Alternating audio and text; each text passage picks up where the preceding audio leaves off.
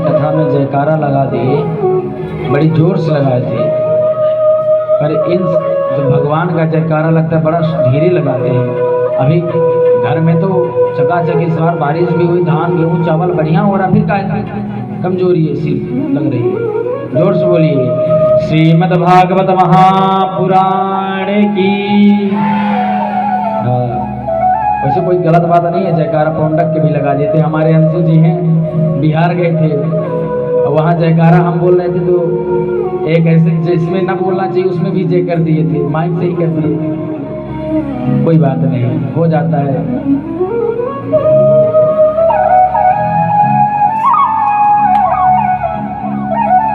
अब महाराज जो पांडव लोग थे वो राजसु यज्ञ करते।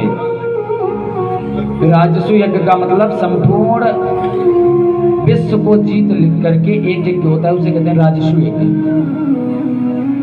तो सब सारे राजा देवता जो थे सब सहमति प्रदान कर दिए, ध्यान दीजिए। परंतु जो जरासंध था उसने सहमति नहीं दी, और ये बात नारद जी जाकर के जब भगवान कन्हैया को बताए, द्वारिकाधीश को बताए कि महाराज सारे राजा, जो सारे राजा थे, आप सभी लोग थोड़ा शांति का माहौल बनाते और कथा में विशेष ध्यान रखिए, क्योंकि हंसी मजाक थोड़ा बाद में भी हो जाएगा, पर कथा जो एक बार कान से निकल गई वो दोबारा वापस आने वाली नहीं है। भागवत का एक एक शब्द कान में पड़े वो भी कल्याणकारी हैं। महाराज जो पांडव थे उन्होंने नारद जी के द्वारा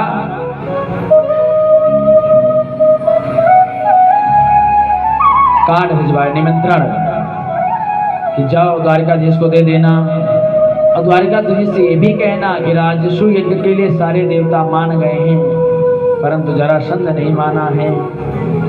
भगवान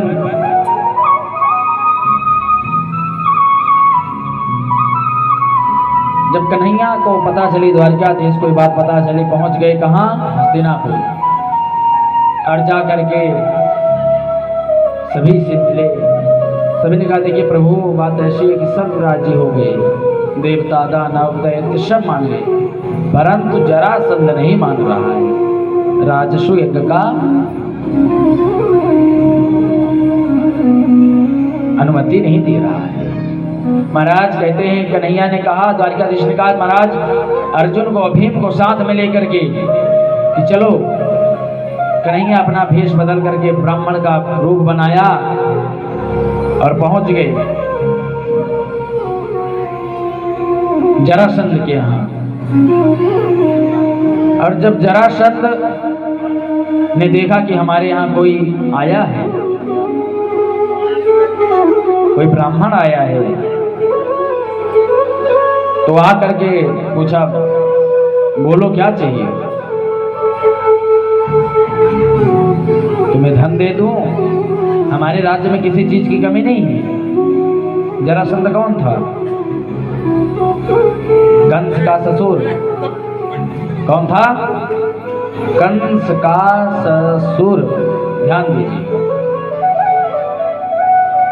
महाराज, बड़ा बलशाली भी था, उसे सब मार नहीं सकते। कन्हैया पहुंच गए, बोले मांगो क्या मांगना है, इच्छा वस्तु मांगो जो तुम्हारी इच्छा हो। कन्हैया ने कहा देखो ये मांगने उन्हें हम नहीं आए हैं, मांगन गए सो मरी गए, मरे सो मांगन जाई, उनते पहले वो मुए जिन मुख निकसत नाई। हे राजन, आप अगर कुछ देना चाहते हैं तो मुझे मल्ल युद्ध करो, मुझसे मल्ल युद्ध करो। जरासंध कहता है अरे ब्राह्मण, कैसा ब्राह्मण है तू? भाई एक ब्राह्मण का कर्तव्य होता है दान लेना, दान देना, वेद पढ़ना, वेद पढ़ाना, यज्ञ करना, यज्ञ कराना। और तुम युद्ध की बात कर रहे हो, भी मल्ल युद्ध की बात। तुम जानते हो किससे बात कर रहे हो? जरासंध कहता है कि ब्राह्मण तुम्हारी शकल कुछ पहचानी पहचानी सी लग रही है, परंतु युद्ध की बात मत करो। युद्ध में मैंने जो पूतना को मारा, जो कंस का वध कर दिया, अनेक राक्षसों को मारा, मैं 17 बार उससे हारा, परंतु 18वीं बार वो मुझसे डर के भाग गया। तो उससे तुम युद्ध के ललकार कर रहे हो? युद्ध में विजयी नहीं होगे। अपना सम्मान बचाते हुए, ब्राह्मणत्व दिखाते हुए, ब्राह्मण का जो कर्म है उस कर्म धर्म के मार्ग पर चलते हुए यहाँ से जो कुछ भी लेना है लेकर के लौट जाओ। भगवान कहते हैं अरे मूर्ख, इतना पहचान गया कि शकल देखी देखी सी लग रही, पर ये नहीं पहचानना कि तेरे सामने वही बैठा है जिसे तू कह रहा छोड़ भाग गया था।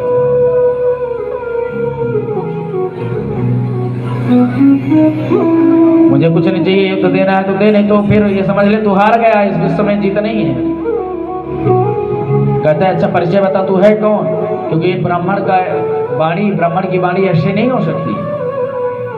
तब कृष्ण बताए कि मैं वही हूं जो पूतना को मारा था, जो तेरे दामाद को मारा था, नंबर 13 है। महाराज बोले तू मान लो रणछोड़ है, पर ये दोनों कौन है? पता ये अर्जुन है, ये इन्हीं के भाई भीम हैं। अच्छा तो तुम लोग युद्ध करने आए हो? हाँ वही युद्ध करने आए हैं, राजसूय यज्ञ के लिए जो तू अनुमति नहीं दे रहा है उसके लिए युद्ध करने आए। अच्छा तो युद्ध कौन करेगा? तू करेगा? तो कन्हैया कहते तू देख ले जिससे तेरी इच्छा हो। जरासंध कहता देखो अर्जुन के बस की बात तो नहीं है हमसे लड़ना, अर्जुन तो पहले ही रण छोड़ के भाग गया है, बस ये कुछ भीम दादा ठीक ठाक है, ये भीम से लड़वाओ।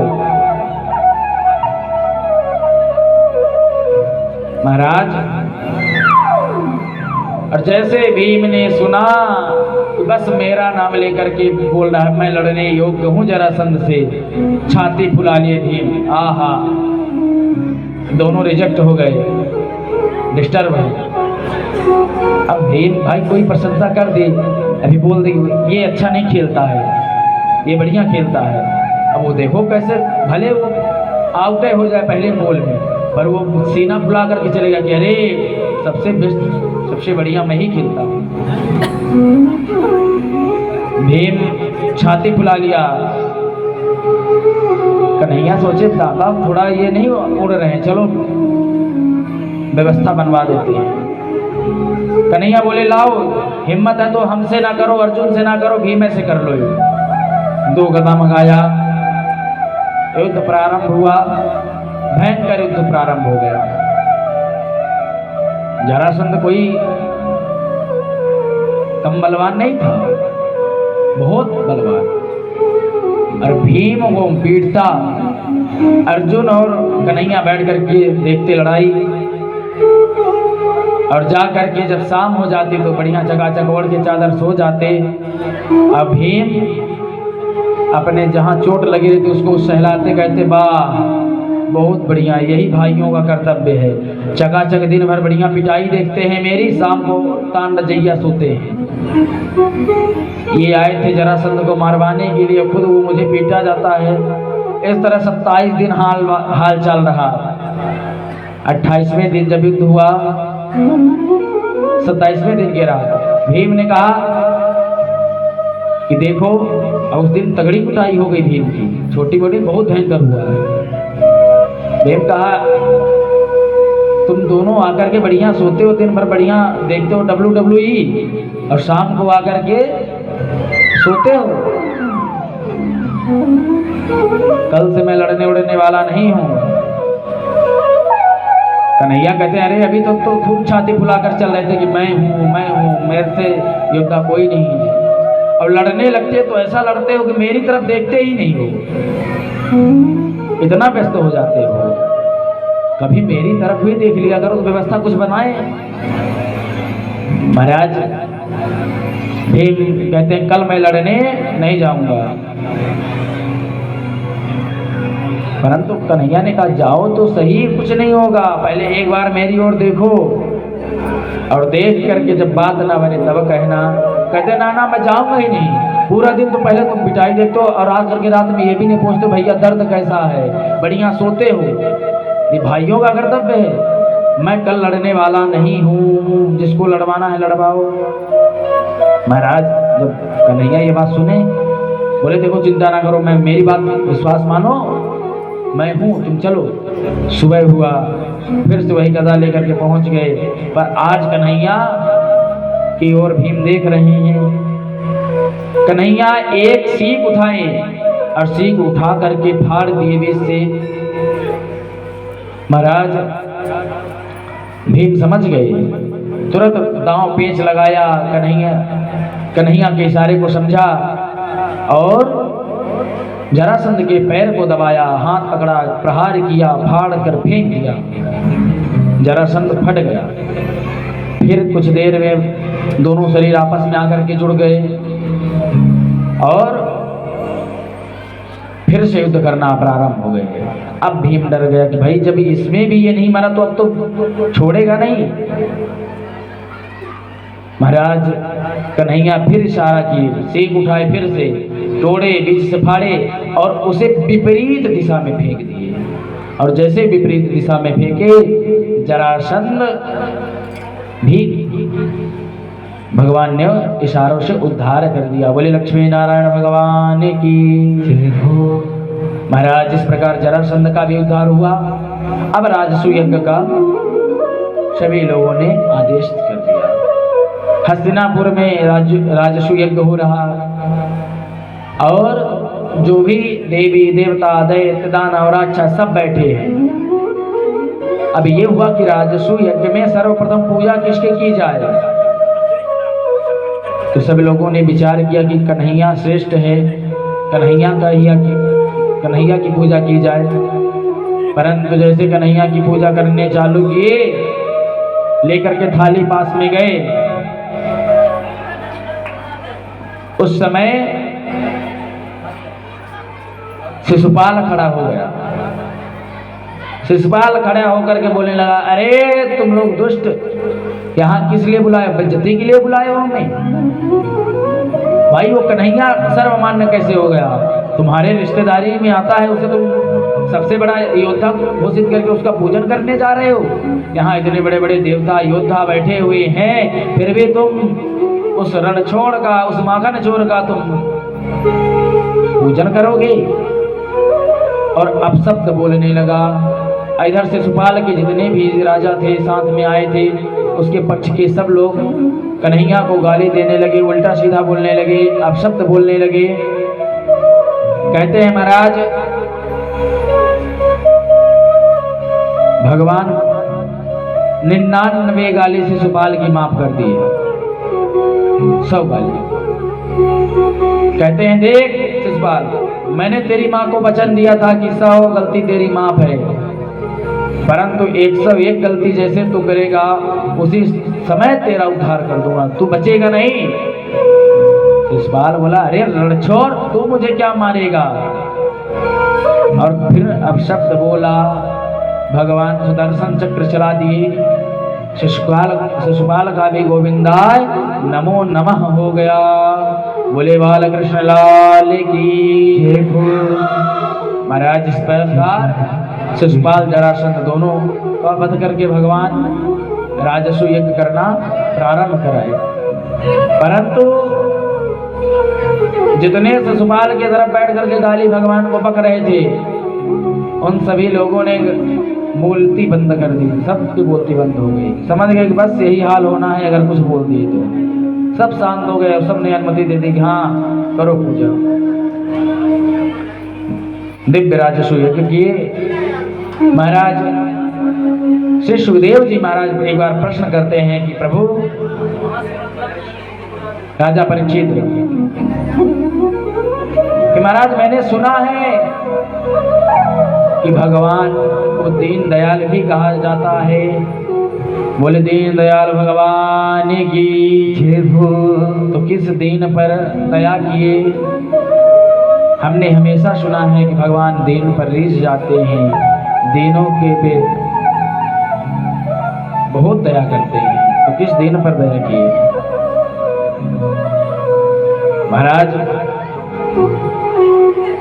श्री सुखदेव जी महाराज वर्णन करते हैं, कृष्णस्यासी सखा कश्चिद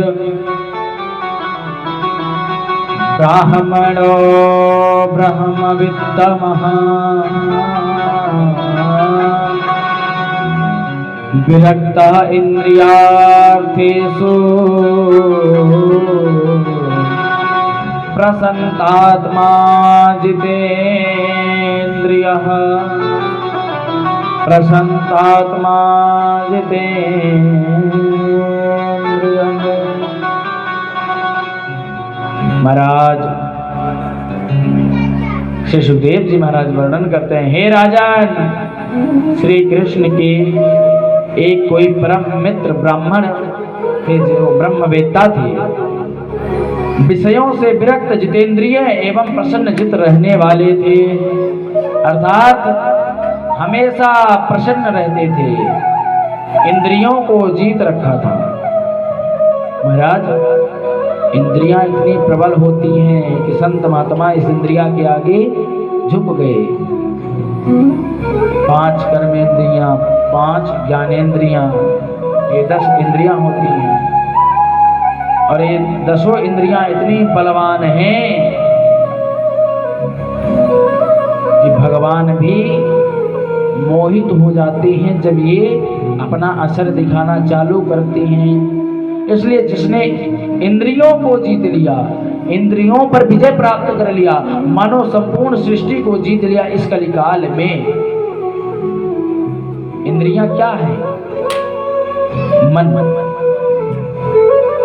इंद्रियां ही हमें चलाती हैं। स्पर्श करना इंद्रियों के माध्यम से हो रहा है, सुगंध लेना इंद्रियों के माध्यम से हो रहा है, स्वाद लेना इंद्रियों के माध्यम से हो रहा है। महाराज इंद्रियां सबके बस की बात नहीं है जीतना। भाई मन अगर ना कहे यहाँ आने का तो आप कैसे आ सकते हैं? अगर मनी राम जी ना कहे कि चलना है कथा में तो आप कैसे आ सकते हैं? बात बताइए। मन ही तो कहता है, इच्छा तो ही हो रही है।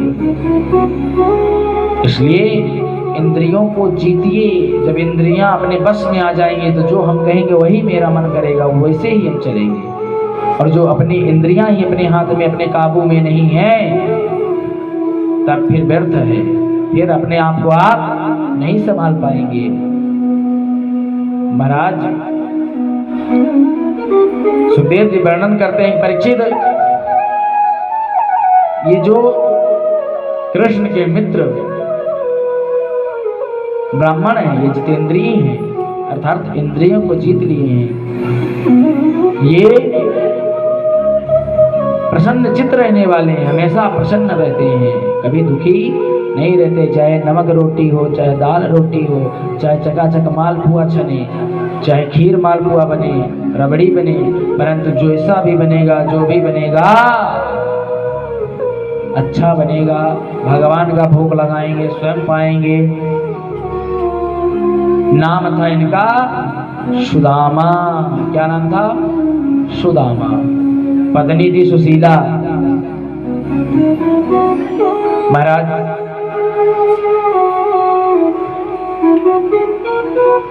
कहते हैं गरीब थे, इनके घर दरिद्रता थी, परंतु हम लोग सुने हैं कथा कि भगवान को चना नहीं दिए, अकेले अकेले खा गए, चट कर गए चना को, इसलिए उन्हें दरिद्रता मिला।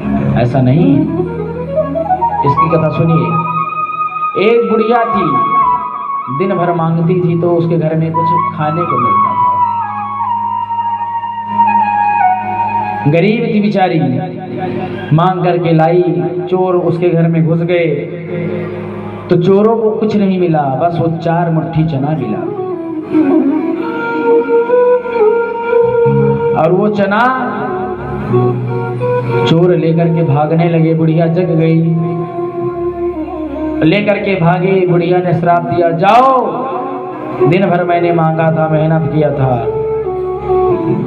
तुम उससे चुरा ले गए, जाओ मैं श्राप देती हूँ, जो भी इस चने को खाए वो दरिद्र हो जाए, उसके जीवन में दरिद्रापन आ जाए। चोर भागे, गुरुकुल के सामने ला करके चना गिर गया, छोड़ दिए। जब सुबह लकड़ी के लिए जाने लगे कृष्ण सुदामा, उस समय जो गुरु माता थी, खाने के लिए कुछ नहीं था, वही चना बीन बीन करके पोटली में रख करके दे दी कि लो जाओ खा लेना। और सुदामा ब्राह्मण थे, ब्राह्मण था, तेज था, त्रिकालज्ञ थे, उन्हें पता था कि इसमें श्राप है। और जंगल पहुंच करके जब उस चने के खाने की बारी आई तो उन्होंने विचार किया कि अगर कन्हैया भी खाएगा तो भी दरिद्रपन हो जाएगा, दरिद्र रहेगा, इसलिए मैं इसे पूरा खा जाता हूँ, केवल मैं ही दरिद्रापन रहूं। महाराज ये है सुदामा और कृष्ण प्रेम मित्रता। हम लोग सुन लिए कि बस अकेले अकेले चटर चटर दांत बजा बजा करके खा रहे थे ठंडी में। कन्हैया पूछे कि क्या हो रहा है, तो बता दिए कि ठंडी लग रही तो दांत बज रहा है। ये टीवी सीरियल आधे झूठे होते हैं, जान लीजिए। और हम सब लोग आजकल टीवी सीरियल मोबाइल को अपना गुरु मानते हैं, पक्का वाला, कच्चा वाला नहीं, पक्का वाला गुरु मेरा फोन है। ज्ञान लेंगे कुछ भी तो फोन से ही लेंगे, ज्ञान लेंगे तो टीवी से ही लेंगे। टीवी में दिखा दिया गया कि ऐसा से ऐसा है, तो बस कुछ लड़के होते हैं 15 साल 20 साल वाले मेरे उम्र के, क्या करेंगे जब टीवी में देख लिए कि वो कौवा वाली कटिंग खोपड़ा वाला इससे वाला टीवी में देख लिए, बस कटवा लिए, वो लेकर के चल दिए, उसमें वो बन जाएंगे, लगेगा कि मैं हीरो आए बैठा हूँ। मुझे तो बिल्कुल वो पसंद ही नहीं आते, बस बाज की तरह कौवे जैसे दिखते हैं ना, वो वाला उस तरह की शक्ल दिखती है। महाराज टीवी सीरियल के चक्कर में नहीं, पढ़ने का ध्यान दीजिए, शास्त्रों को पढ़िए। हमारे सनातन धर्म में इतने इतने महान महान ग्रंथ हैं, इतने शास्त्र हैं कि जब इनको हम अध्ययन करेंगे, आप कुछ मत पढ़िए, रामचरितमानस सब पढ़ लेते हैं, हिंदी की टीका आती है, सबको पढ़ना चाहिए रामचरितमानस। और जब आप उसे पढ़ेंगे तब आपको समझ में आ जाएगा सारी बातें। अगर रामचरितमानस भी नहीं पढ़ सकते तो गीता पढ़िए। आजकल तो सब हिंदी में आ रही है, संस्कृत की कोई आवश्यकता नहीं, संस्कृत है, संस्कृत से हम पढ़ नहीं पाएंगे। कोशिश करिए पढ़ने की, जब पढ़ेंगे सुनेंगे समझेंगे तभी जानेंगे। और ये जो फोन वाले गुरु हैं इनको भगाइए दूर, कुछ ज़्यादा दूर कर देंगे तो व्यवस्थाएं बिगड़ जाएंगी। भाई आजकल सब इसी से हो रहा है, ज़्यादा दूर नहीं, ये भी काम अपने जगह पर सही कर देते हैं, हर चीज़ इसी के ऊपर